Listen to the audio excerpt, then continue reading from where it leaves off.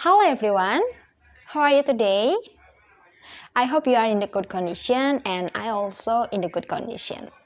So in this video, I would like to explain about grammar translation method.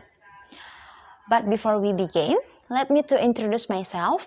My name is Ketut Budi Aryani, you can call me Budi. I'm from 3B class and this is my student's ID.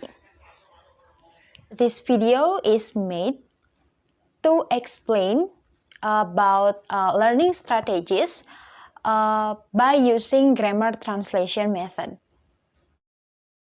For skills that focus on grammar translation method is focused on reading and writing skills. Grammar translation method is a teaching method that can be used to teach grammar with the main characteristics that focus on translation and memorizing verb forms. When teaching, the teacher usually explains using the local language, for example, Indonesian language. The main skills that are the focus on this method are reading and writing. The purpose of using GTM that are, number one, to make students able to read literature written in the target language. Number two, to make students able to translate their mother tongue into the target language, or vice versa. For example, Indonesian to English, or maybe English to Indonesian. Number three, to develop writing and reading skills. This method is usually used to teach elementary school students in 6th grade students. The material provided is usually easy material. Because it uses a grammar translation method, the material given is not too difficult. I will explain the implementation of this method in several steps. Number one, the teacher gives the students some vocabulary to be translated together with the students and also tells how to pronounce it correctly.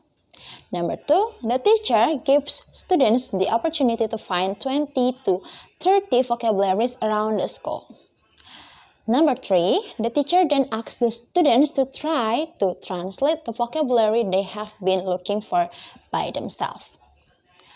If students experience difficulties of translating vocabulary, the teacher can help students to provide a translation of the vocabulary.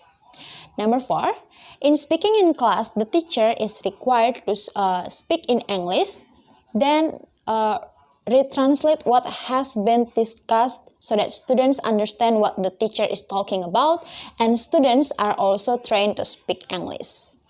After the student have finished making the assignment given, students can exchange their work with their peers to be checked and also to add vocabulary that must be learned by their peer.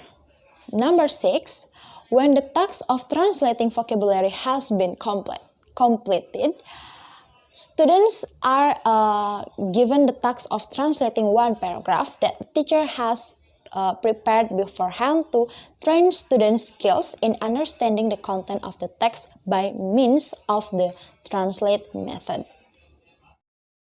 Alright, next is about strength and limitation. The first one is about the strength of using GTM. Strength number one is the target language is explained faster with GTM.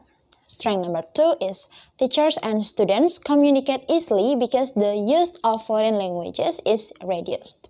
Strength number three is students easily to understand the rules because they focus on grammar. Students who are tough using the GTM method usually have the ability to translate a text. And the second one is about the limitation of grammar translation method.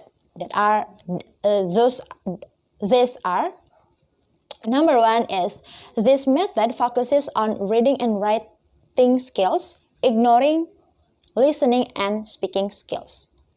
Number 2, this method makes the teacher lazy. And the last is this method is only suitable for intelligent students. Alright, that's all my explanation about the grammar translation method. After watching this video, I hope you can give a good implementation about this method.